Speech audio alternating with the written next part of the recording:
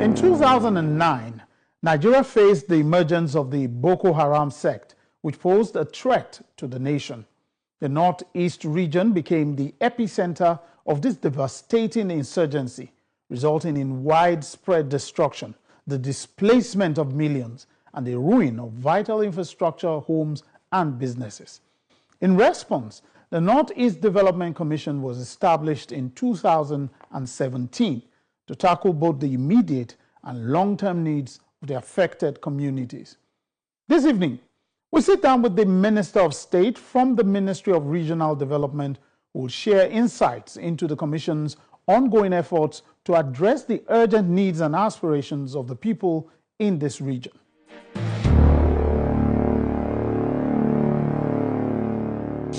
Hello and welcome to NEWSNIGHT, sir. Thank you, and I'm glad you're having me. Thanks for accepting our invitation. Anytime. We're grateful. Now, I would like to start from the top. Yeah. I would like to understand the primary goals of the Ministry of Regional Development. Good. The Ministry of Regional Development was created by Mr. President Ahmadu Bola Tinubu GCFR exactly on the 23rd of October last year. As for reasons for creating the ministry, principally it was anchored on the belief, genuine one, as far as we are concerned, for development, take development down to the grassroots. You know that Nigeria exists on structures of the federal government, the subnational, the states, and the local governments. And while campaigning, we went around the country making promises on things we want to deliver. Some of these things, not all these things we promised are deliverable at the federal level.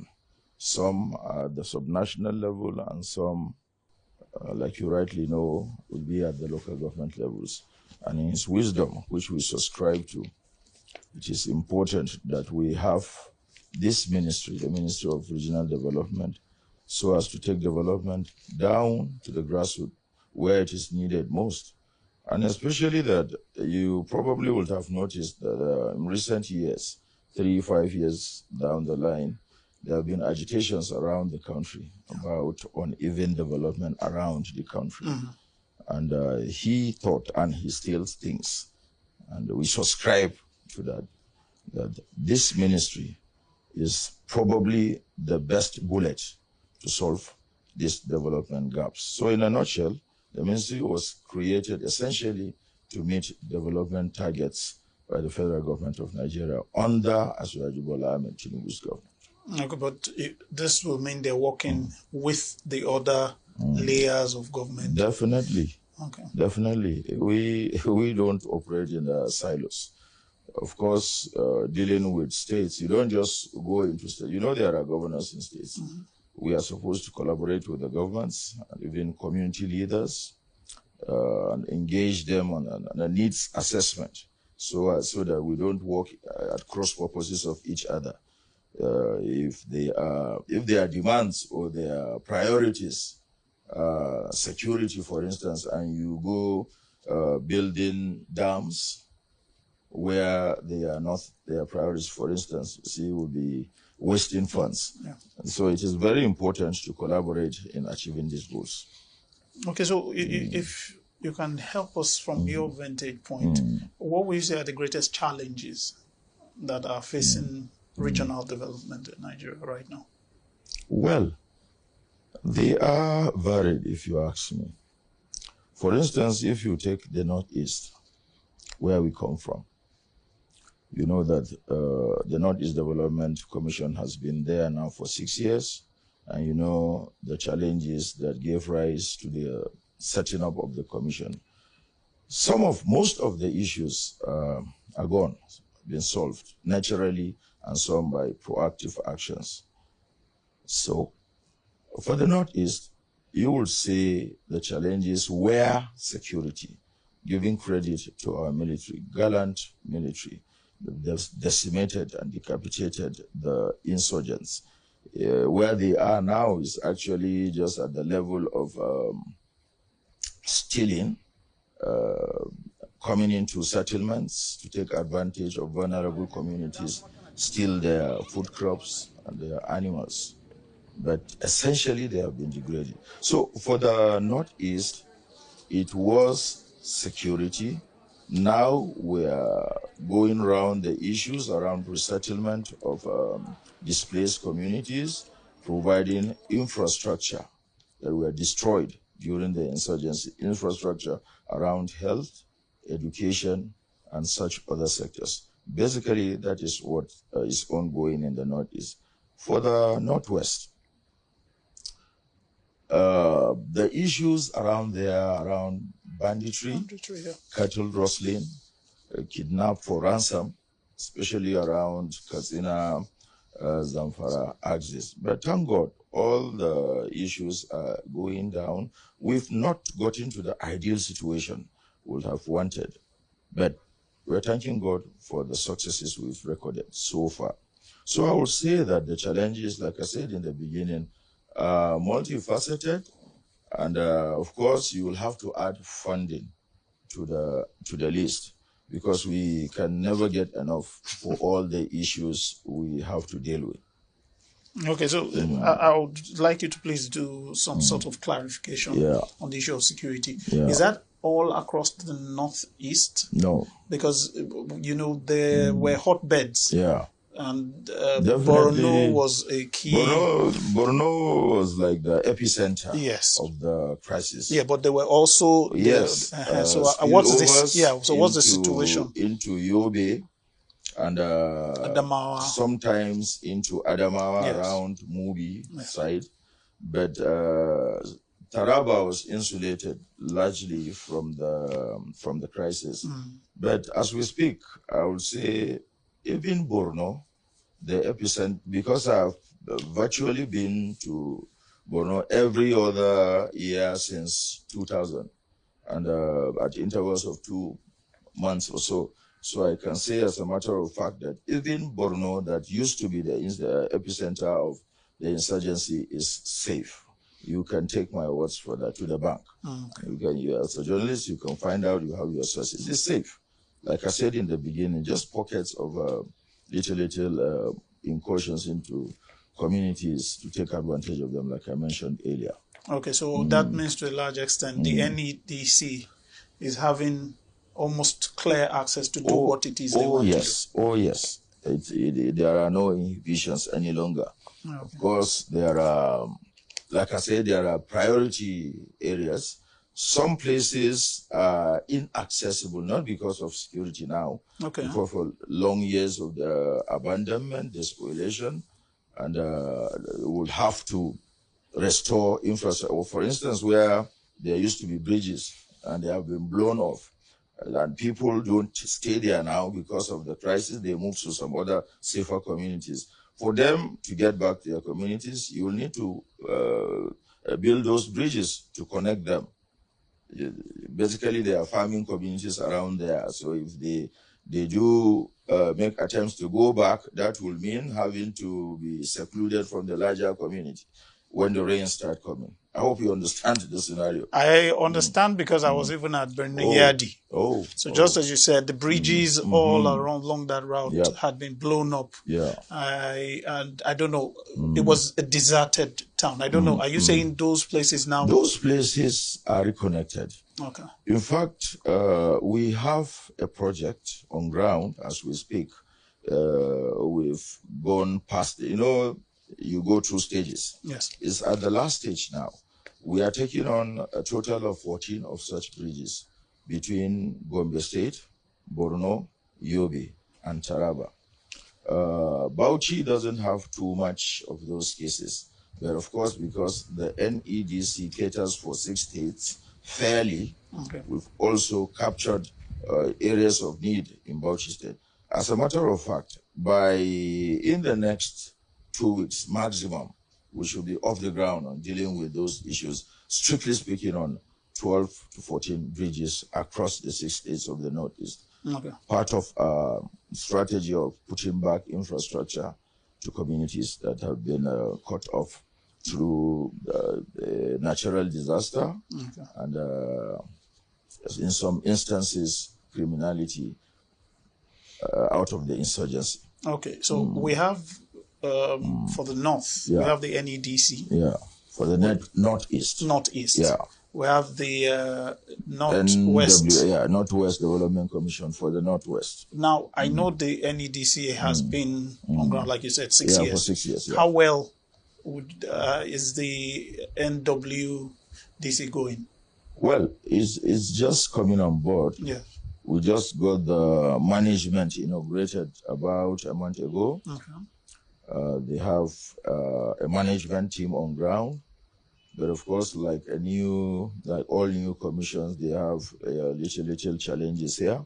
We're trying to get round the issues about the headquarters. Accommodation. Situated accommodation. The headquarters is in Kano. Talking to the right people in government who are in charge of those issues. And we're putting heads together along from the ministry's point of view and, of course, the management team to solve those problems. First of all, to get them off the ground, get the offices. They will need to do the recruitment of their staff, basic staff they need to do the work. Then we move into the main thing, the development projects for the Northwest Commission. You probably forgot that the North Central got its own commission, headquartered in Lafia, Nasarawa State, for the same purpose, to address development gaps in the North Central. How is that set up? No, like the Northwest Commission is a step ahead of the North Central. Okay. Why? Because the North Central hasn't gotten its management team yet. And of course, the government is on top of the situation, and it's consulting widely to put the right people in charge of the commission so that we take off full steam. Okay, so let me... recently, I understand you traveled to Borno on a walk-in visit. I would like to understand what was your finding on ground from that visit. Very good one. You see, the Ministry of Regional Development is in charge of the commissions. Our primary responsibility is to oversight the commissions. I probably do not know yet that we are two ministers here. My colleague, Engineer Abubakar Momo, is in charge of the commissions in the south, while I have been saddled with looking after the commissions in the north. So it was in the same vein, the same spirit that we wouldn't just sit in the office and be oversighting the commission. So we had to go out for physical on-spot assessments of all the projects we have on paper, like going to see for ourselves what they've been doing. And I will say that it was an eye-opener.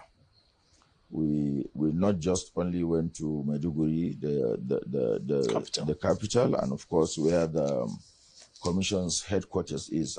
By the way, there is a brand new headquarters for the NEDC that's being constructed as we speak. But that wasn't the major or the star attraction. We went to see for ourselves the development projects we have in a document submitted to us when we assumed office. And these projects cut across agric, health, education, economic development, infrastructure, all sorts. We spent 2 days, 2 nights, I would say. And it was, by my assessment, it was a successful trip because we were taking around all the major projects in Borno State. We were supposed to do Borno and Yobe, but we had to cut short for emergencies here in Abuja. Some of the things we had to deal with, so we returned. But we still have to do Yobe. Then we go take Gombe, Bauchi before we do Adama and Taraba, simply for logistics reasons. But like I said, the projects we saw were real life-changing projects. I will give you a few instances. You probably have forgotten about a community called Zabarmari. I can't say I've even heard of it. Unfortunately, that was where some farmers, rice farmers, it's a rice farming community. Okay. Yes, I remember now. The farmers were slaughtered, yes. unfortunately, about 3 years ago. That community has been changed completely. How has it been changed? There is a brand new road constructed from the actual village where the massacre happened, linking them to the major highway towards Mafa. Mafa is the local government headquarters nearest to the place. Why am I saying so? Because the insurgents then took advantage of the difficult terrain. It's a busy community, they are farming. Most of them even migrated from up north to farm there because of the fertile soil. And unfortunately met there. So the government, in its immediate response, gave out a contract to construct a road. It's a beautiful road network that opens up the whole area such that the farmers now access their farms easily. I wish you were on the trip to see the beautiful terrain. In fact, the soil doesn't need fertilizers. That's just by the way. So there's a brand new road now with connecting bridges, making it easy for them to move their food crops from their farms to markets. That is one area government is directly intervening in the lives of communities by putting in place critical infrastructure to aid their chosen lifestyles. One of such projects. We also saw gigantic dredgers that were purchased by the commission to do what? To clear up canals, open up blocked waterways so that the communities can return to their farms, use the water for feeding the animal and engaging their agricultural activities. We also visited Farmer Grade, a very beautiful project conceived by the NEDC too. And what is it about? In collaboration with the Borno State government. The project is all about drugs, pharmaceutical drugs. Because of the issues around the insurgency, like we said earlier, some communities have been cut off.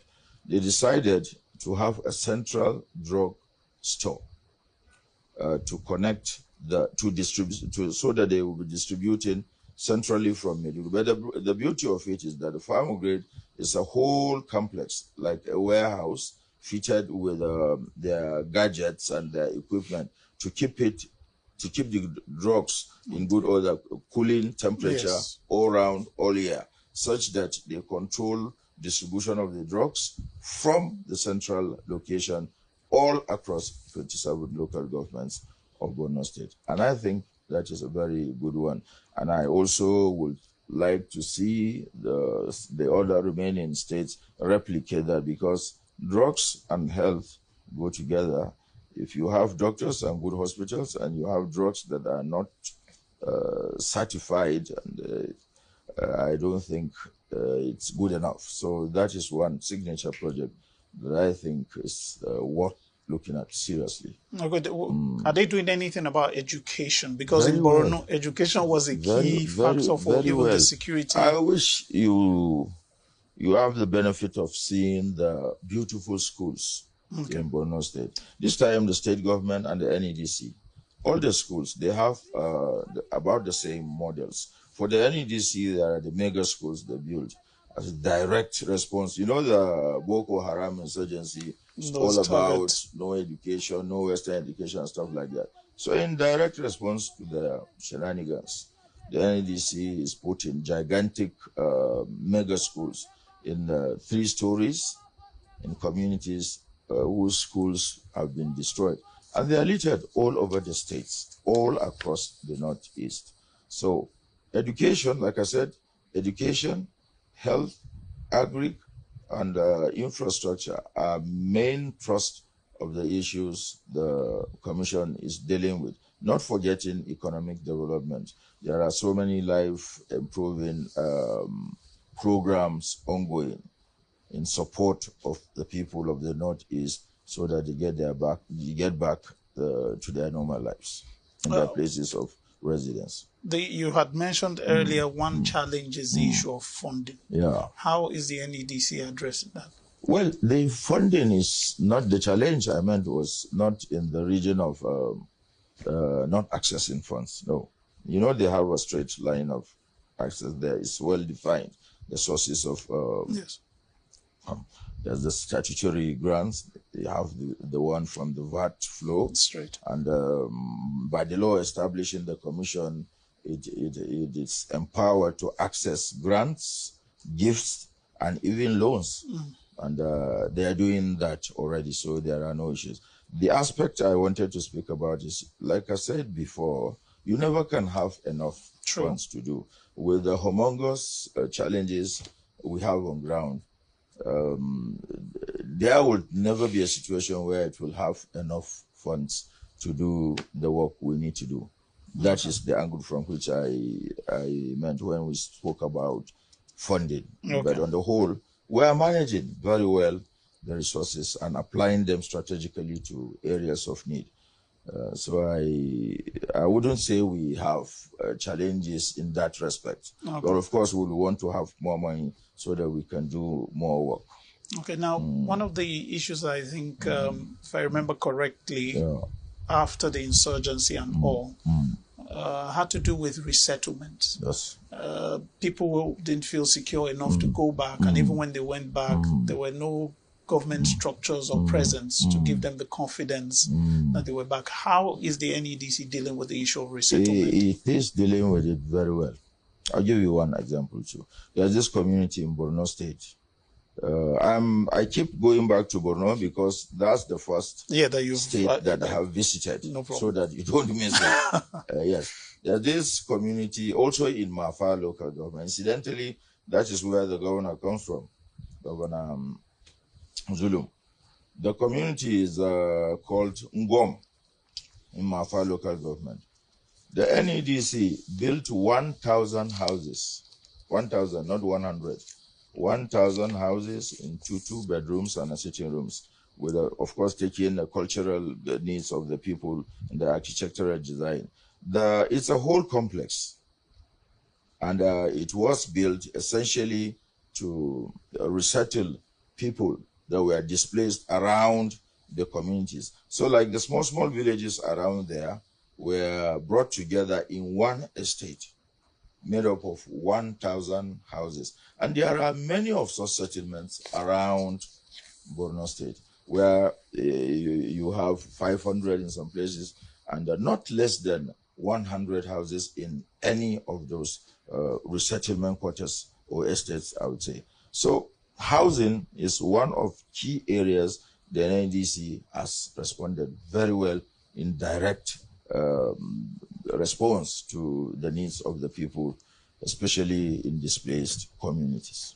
Okay, so let me take you to one initiative that I think has been very interesting, and I think drew a lot of attention to NEDC. The issue of electric vehicles. Very well. And when everybody heard, they were like, electric vehicles in Borno or in the northeast. How is that going? Yeah, it's going on very well. Like they say, big things come in small measures. No one probably expected it to come from Borno. Probably they are looking at Oyo, Lagos, cosmopolitan centers, most likely people to. But for us in the Northeast, we don't like to take the back seat. And then the NEDC has shown the way, direct response to issues of climate change, emission of gases, reducing carbon footprint. And that is why the project was conceptualized. You will be asking why.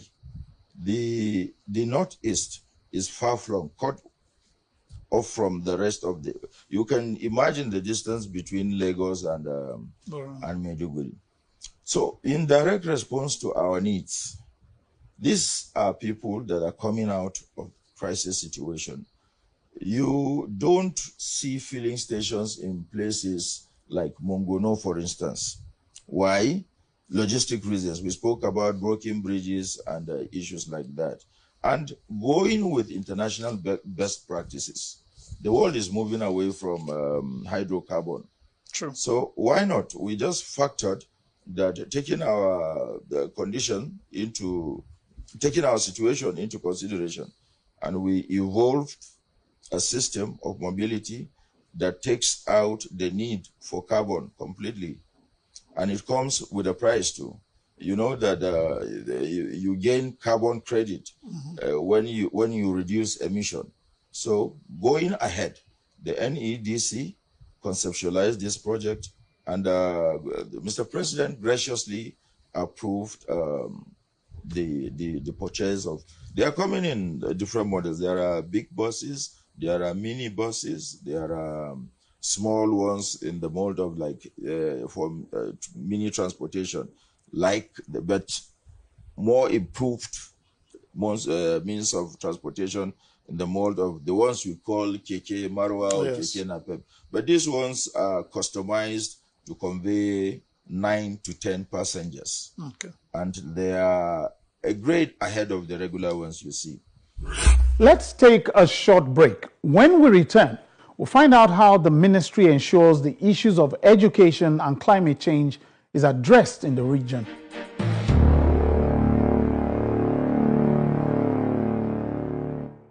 Take from your perspective, you've spoken very passionately about the work NEDC is doing. What would you say has been your biggest lessons so far that you've picked up coordinating this agency? Personally, what have you found that as you try to coordinate the activity? The biggest, I would say, is the fact that Nigeria is a beautiful country. We should be proud of our country. This country is blessed with enormous resources and wonderful people too. This has afforded me the opportunity to interact with people from across Nigeria. I have met people from the South, because we, as a ministry, we sit together, irrespective of who takes care of whichever commission. I've had the benefit of interacting with people from across, outside of familiar terrain areas that I am used to. And at the end of it all, you realize that we are just one people, like Mr. President has always said. We're one house bed living in different rooms. And to me, that's the beauty, the most important thing for us in the country, the unity, that which binds us.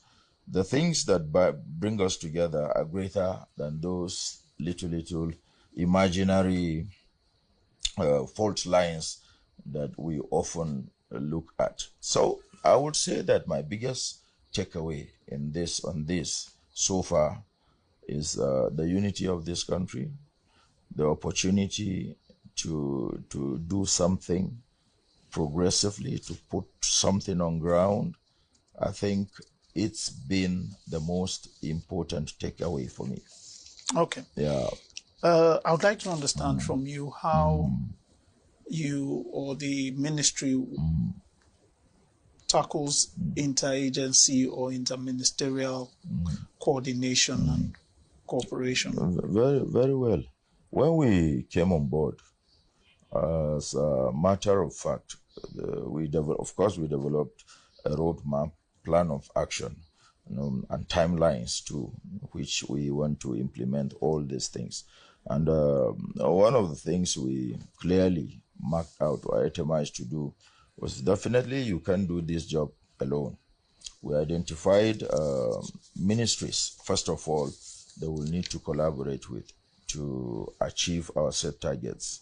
We undertook interactive sessions, first of all, with the Ministry of Agric and Food Security. You know that agric is the mainstay of the economy of the North completely.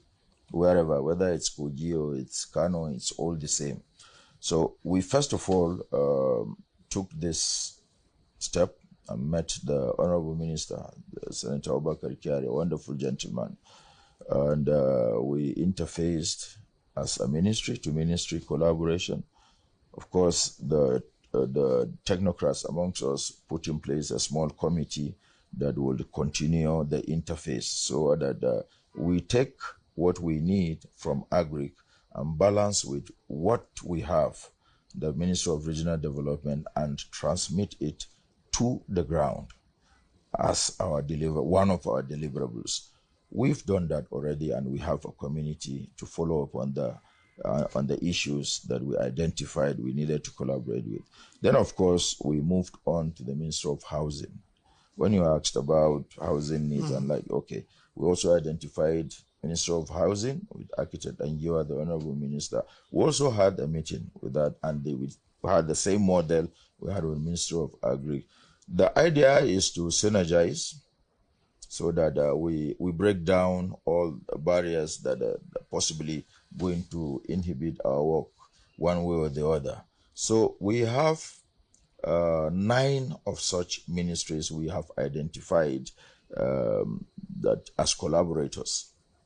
Those we, because of our mandate, will need to work with in actualizing our mandate. And it's still ongoing for ministries. And we also have agencies like NEMA and many other in such categories that we are dealing with in line with our mandate. But it doesn't stop there. We have international donor organizations like JICA, Japanese. We were there, we've collaborated, we have a working agreement. We intend to meet the Bill and Melinda Foundation, Ike Omokode Foundation, BOA Foundation, the Qatar Fund, and the Kuwait Fund. Those are international donor agencies that we have marked down, we intend to interface with to access either grants or whatever we can get in line with our mandate to take back to our areas of operation. But another important part in the structure is the people themselves. Yes. There are a lot of times where it's assumed that as being the one with the funds, you know what the people need. No. So you go and then just put projects. How does the NEDC and your ministry ensure that these are the needs? Everybody has preference of needs. You have a table of needs, but there are some that are more important than others. How do we ensure that these projects that are selected actually are the ones the people want? I told you earlier, maybe you skipped your memory. Yes. Said in the beginning that, first of all, we do needs assessment. Okay. And how do we do that? We engage community. For states, we interface with the states. We don't just drop into their spaces and start doing things. Not the state. I'm not talking of the states. Okay, I'm talking of the communities and the people themselves. Of course. There is a department in charge of that solely to get feedback from the communities. It's headquartered in Maiduguri, in the commission's headquarters. And it's the same. The laws establishing all the other commissions. It is very important to do needs assessment. You don't just throw projects at people. You will have to do needs assessment, first of all, to know what they need, their priorities.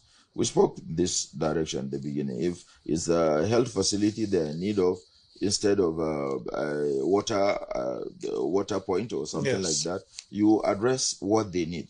So, in a nutshell, we do needs assessment. Like I said, we have a whole department in charge of that to take from the community their priorities. What are their needs?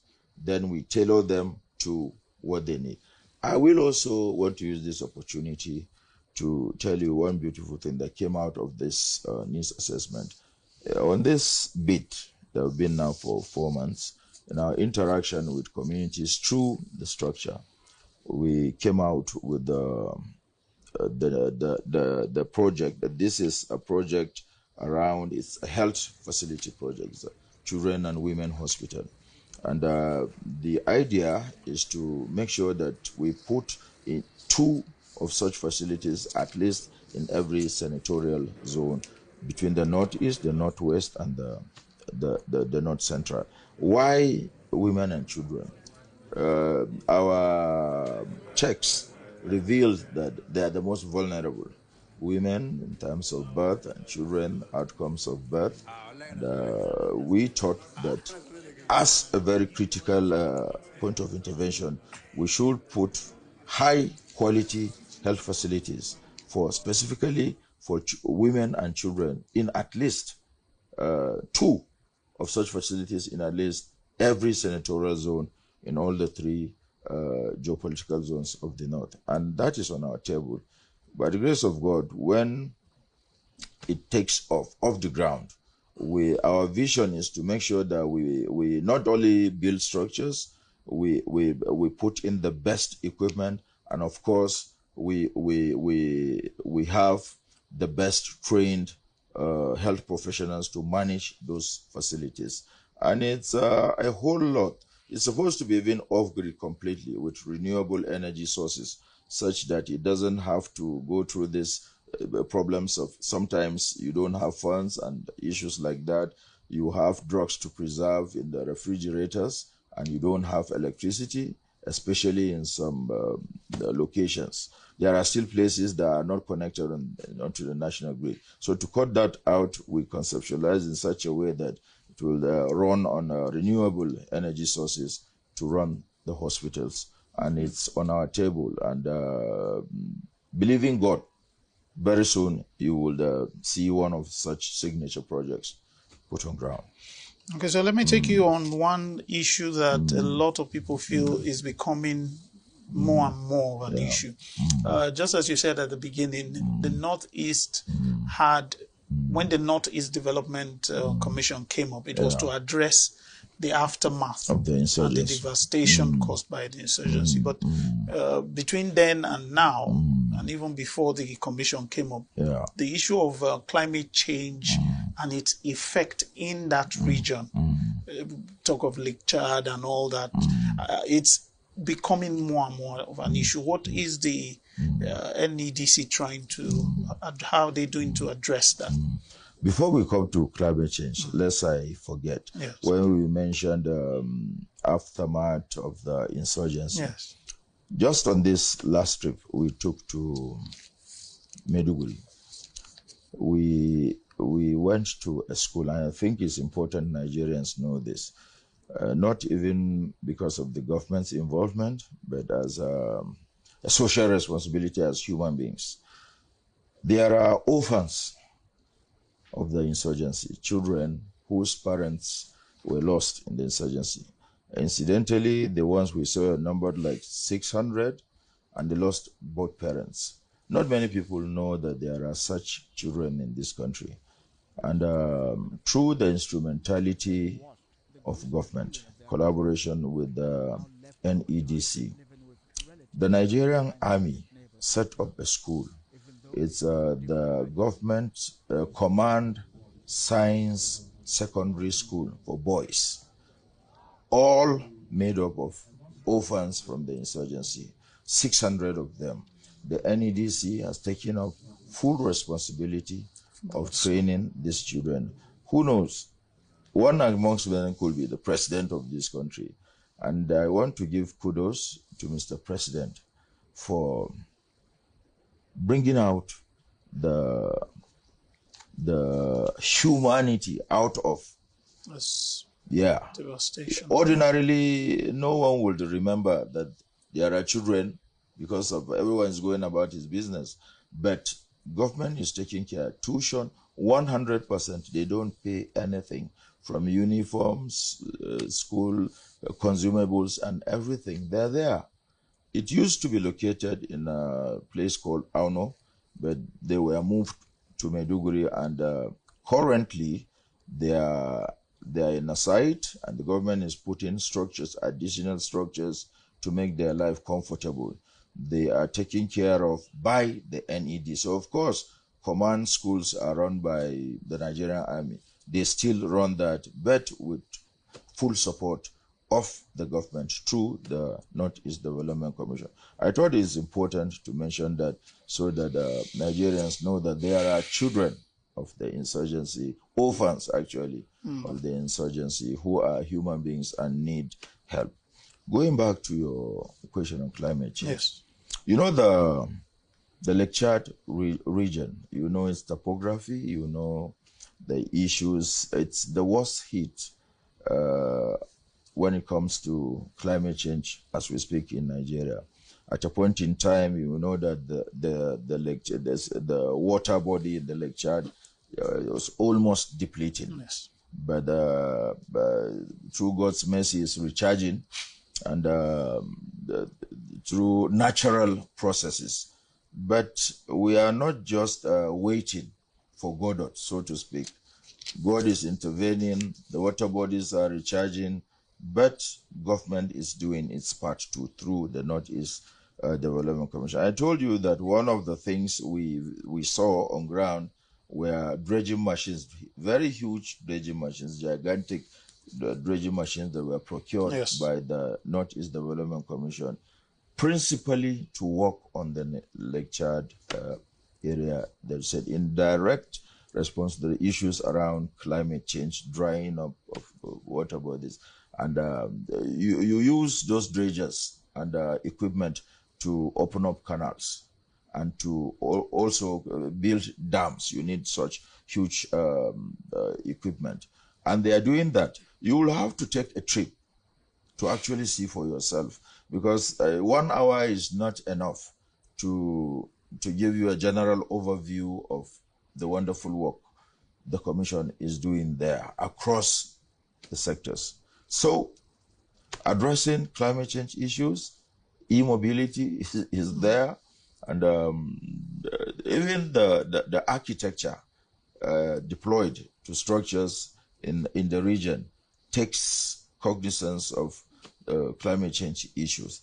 Climate change is real, and our responsibility is to ensure that we align with international best practices in addressing these issues. I will say that we are doing tremendously good around climate change issues in the Lake Chad region, but we can still do more, and hopefully we will get there. We will.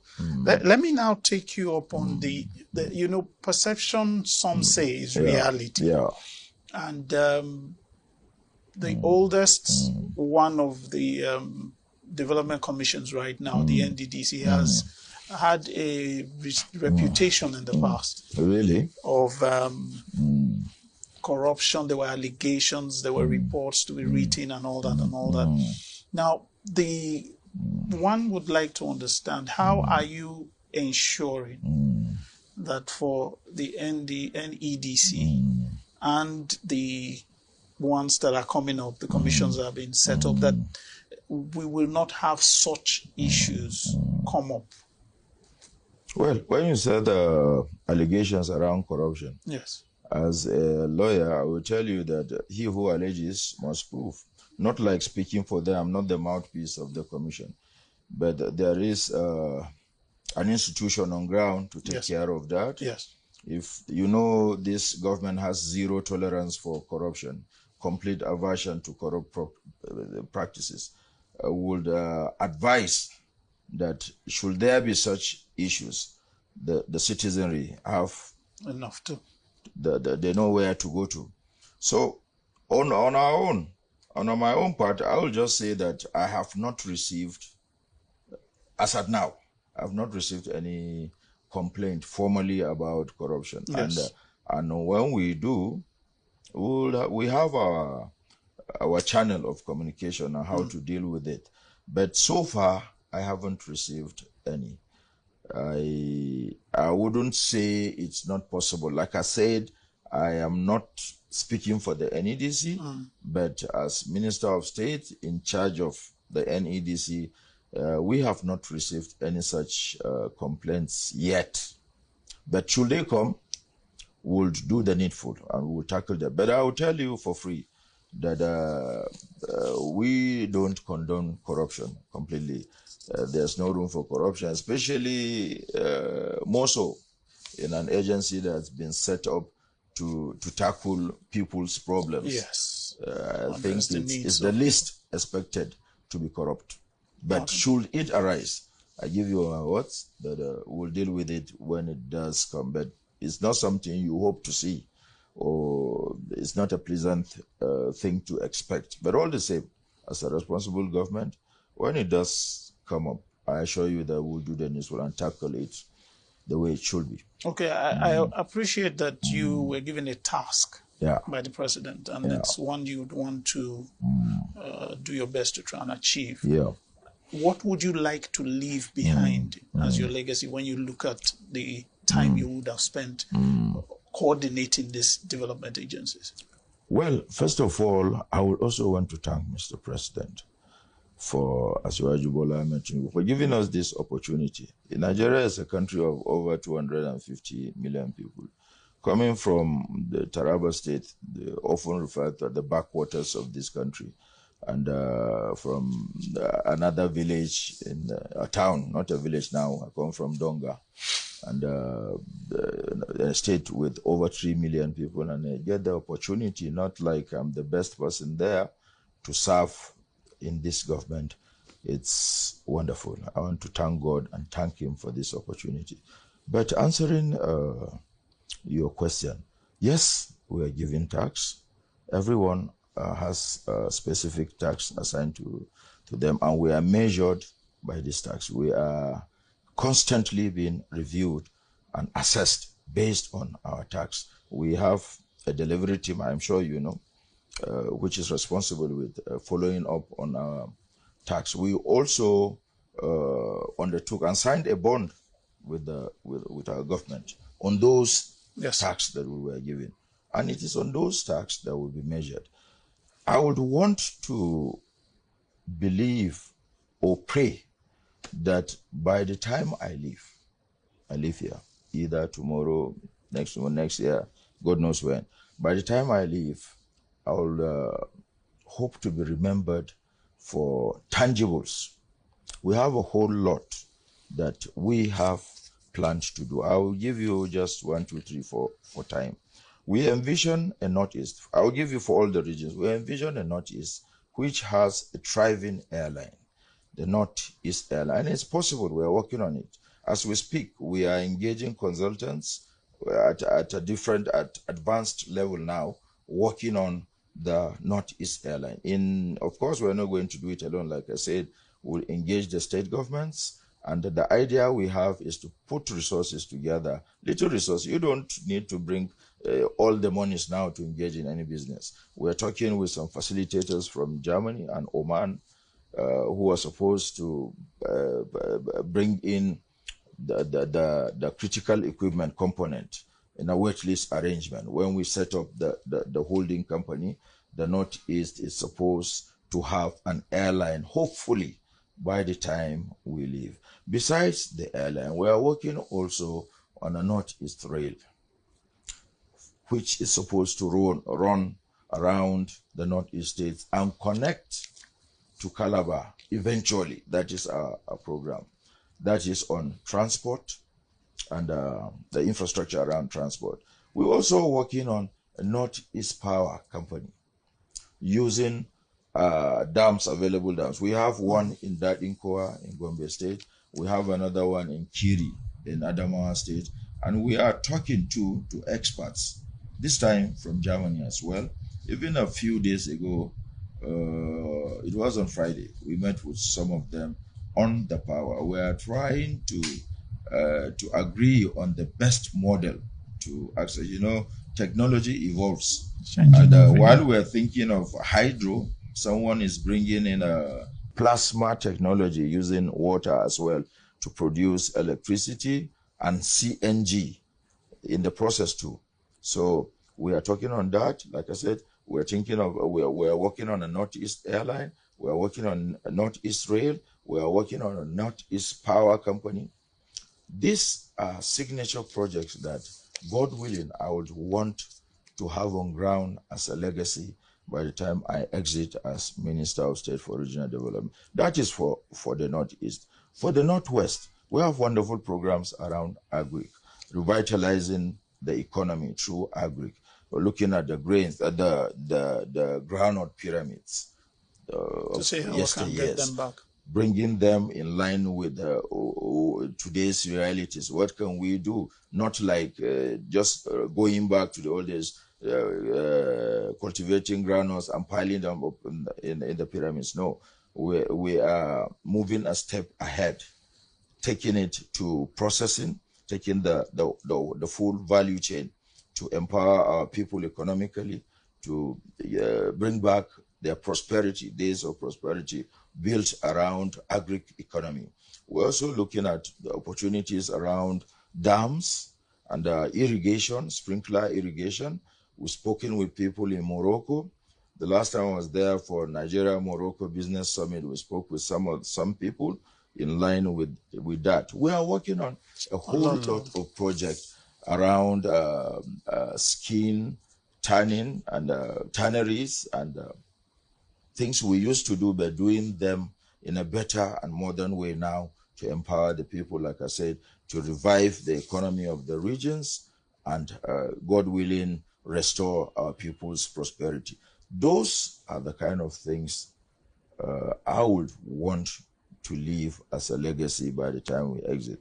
And I pray God gives us the time and the good health to achieve those things. Even if we don't do all, at least we should have put in place critical or like maybe 70% of what we need to do to actualize all these programs. But we want to see them through. And we pray God helps us to see this through. Those are the kind of things I would want to be remembered or to leave as legacy, such that it doesn't just appear like, okay, you are appointed minister, you come and you just leave and you don't have anything. It's the same with all of my colleagues. This cabinet is filled with wonderful professionals from diverse backgrounds, and we are all geared up. Everyone is looking towards the same direction, trying to do the best in his corner to take Nigeria back to where it should be. And I think that's a prayer for most Nigerians. Most Nigerians want to see Nigeria back to a place of pride. Yeah. I'd like to thank you for your time. Thank you very much. Thank you so much. Me. It's a pleasure. The pleasure is mine. We'll do it again. Thank you so much. Thank you. Well, a lot appears to be going on to rehabilitate the Northeast, and I'm sure a lot remains to be done. Let's get your reactions and comments to this discussion. Our social media handles and email address is on the screen. Do you want to play back any episode? Just go to Channels TV on YouTube, search for Newsnight on the playlist, and select. Well, thanks for staying with us on the program tonight. Good night.